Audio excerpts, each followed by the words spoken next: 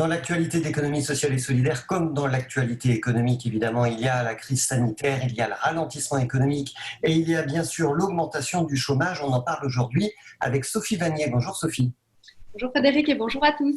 Vous êtes la présidente de La Ruche. C'est un réseau d'incubateurs d'entrepreneuriat social.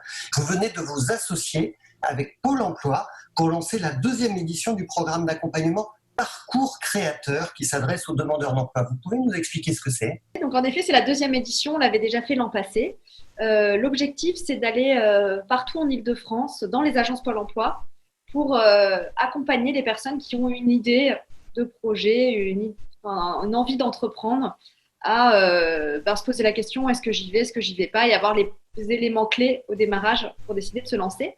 Et cette année, on va un cran plus loin. Donc, en plus de ces formations dans les agences de 2 jours, qu'on appelle des bootcamps, on leur propose une formation à distance de 3 mois qui leur permettra d'aller concrètement tester et lancer leur projet.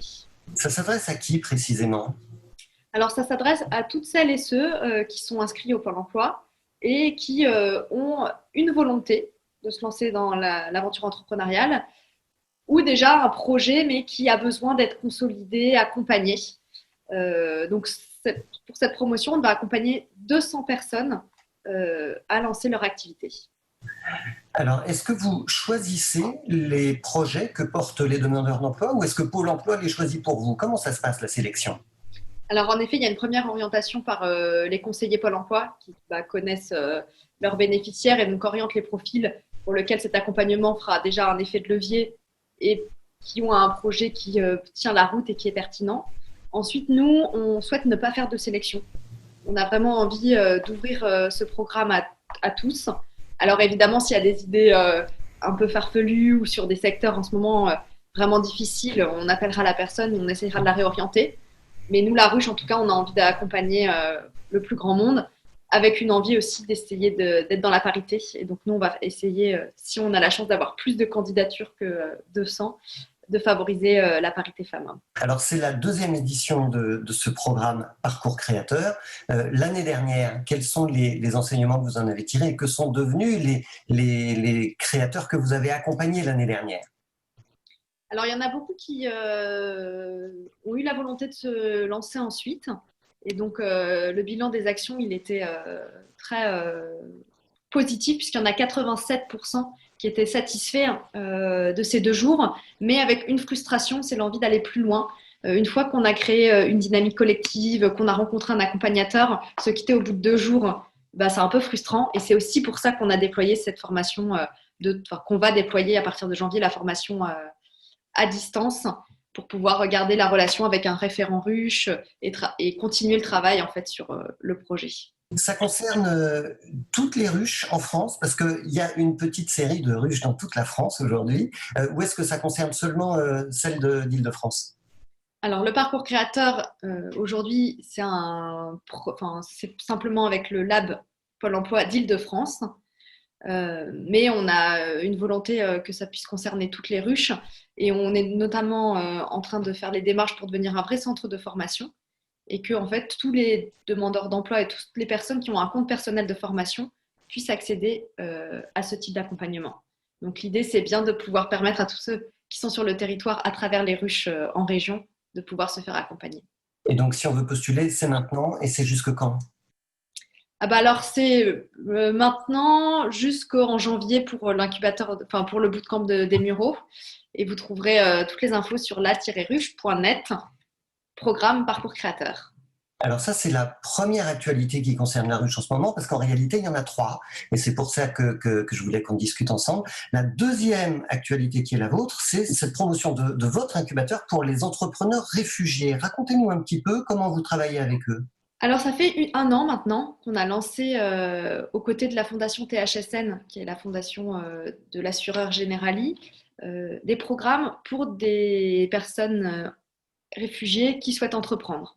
Et donc, en effet, on a sélectionné hier la 3e promotion.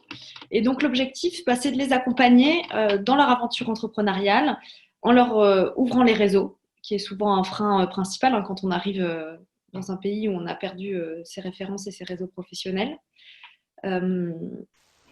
à acquérir des compétences clés, des codes business. Et c'est un programme qui dure 9 mois.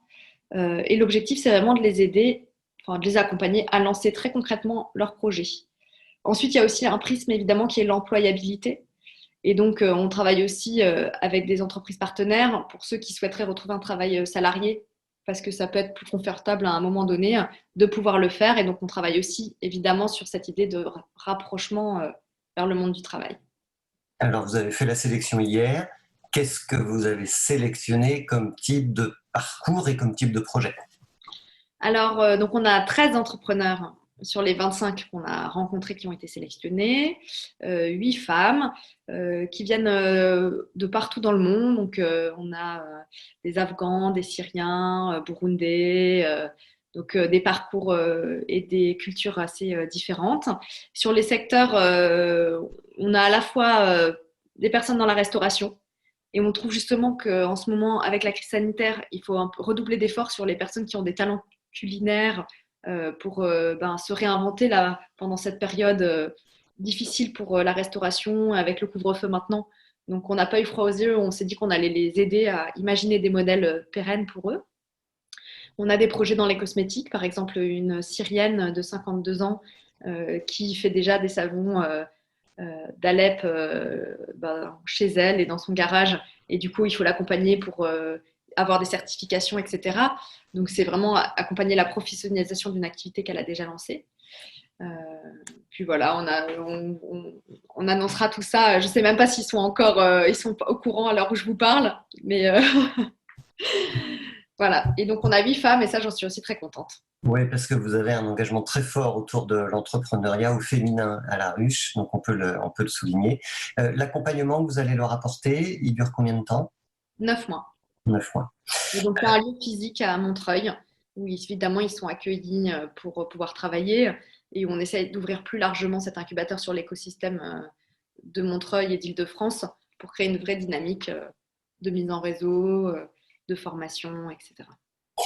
Et la troisième actualité qui vous concerne, Sophie, c'est celle de la création d'un fonds d'amorçage qui s'appelle Alliance for Impact et sur lequel vous avez communiqué début octobre parce que c'était le lancement de la semaine de la finance responsable. Racontez-nous un petit peu comment vous travaillez avec Ventec et avec Aviva sur ce fonds d'amorçage. Alors, vous voyez, on n'a pas chômé, hein. Nous, ça a été une rentrée bien dense et bien chaude, comme on les aime. À La Ruche, on veut accompagner les entrepreneurs du stade de l'idée. C'est pour ça qu'on a des parcours créateurs, parce qu'on pense que toutes les personnes doivent être accompagnées. Et maintenant, jusqu'à la levée de fonds.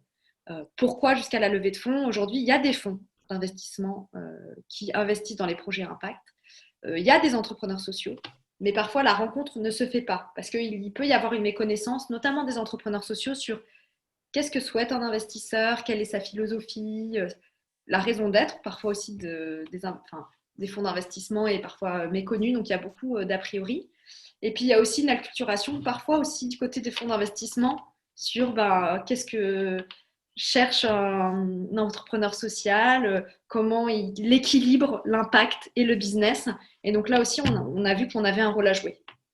Et donc en s'associant avec Aviva, qui est depuis plusieurs années vraiment investi dans l'entrepreneuriat social, et Ventec, qui est un gestionnaire de fonds, l'objectif était vraiment d'aller chercher ces projets, ces porteurs de projets qui n'allaient peut-être pas lever des fonds dans l'année, ou en tout cas qui se posaient des questions, aller vers la levée de fonds pour avoir des projets ambitieux et puis pour faire un effet de levier sur cet entrepreneuriat impact qui est sûrement l'entrepreneuriat de demain, mais pour lequel il faut aussi accélérer les choses et faire entrer dans une cour un peu plus grande, on va dire.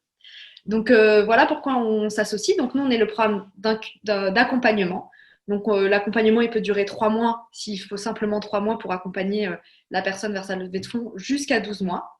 Et ensuite, il y a un tour de table sur lequel il y a évidemment ce fonds qui est créé, mais aussi d'autres investisseurs. Et donc l'idée, c'est bien de travailler avec tout l'écosystème qui est déjà en place aujourd'hui. Donc c'est un fonds de quel montant? 22 millions. 22 millions d'euros. Bien, merci beaucoup Sophie Vanier pour cette rentrée tumultueuse à La Ruche et voilà, au fait de l'actualité évidemment.